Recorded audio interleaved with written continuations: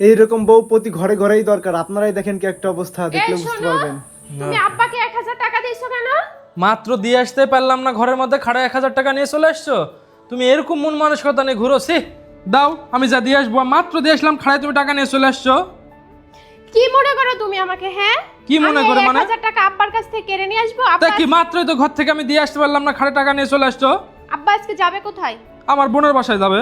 হ্যাঁ, বোনের বাসায় যাবে। বোনের বাসায় কেউ এই 1000 টাকা দিয়ে তোমার বোনের বাসায় নিয়ে যাওয়া যাবে? তো কি 1000 টাকা দেবে না তো 500 টাকা দেবে? 1000 টাকাই তো বেশি হয়ে গেছে। বাজারের জিনিসের তুমি দাম জানো? এই যে মিষ্টি কিনবো, মিষ্টি কিনতেই তো আব্বার 1000 টাকা শেষ হয়ে যাবে। তাও তো হবে না, মিষ্টি কিনতেই তো 1500 টাকা লাগবে। একটা মিষ্টি কিনতে গেলে 500 টাকা করে কেজি।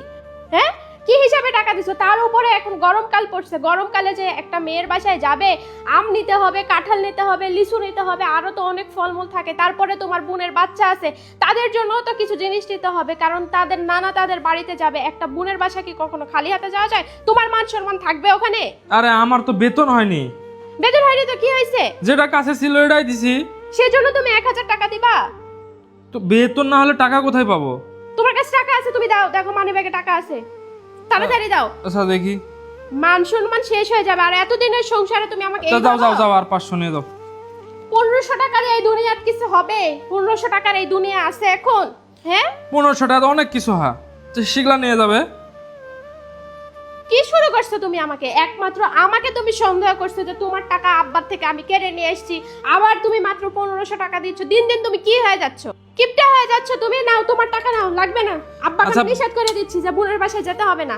আচ্ছা ঠিক আছে, যাই হোক এখন এই নাও কার্ড নাও, কার্ড নিয়ে যাও। যা আব্বা, তুমি টাকা পাসওয়ার্ড বলে দাও, আব্বা টাকা নিয়ে তারপরে যাক। এবার ঠিক কাজ করলে। মুখটা হাসো, মুখটা খুলো, এরকম করে হাসো। হ্যাঁ, এরকম কিপটা আমার সব জায়গায় চলবে না। আর আমাকে বিশ্বাস করতে শিখো। মনে করছে আমি টাকা কেড়ে নিয়ে এসেছি? ওরে বাবা।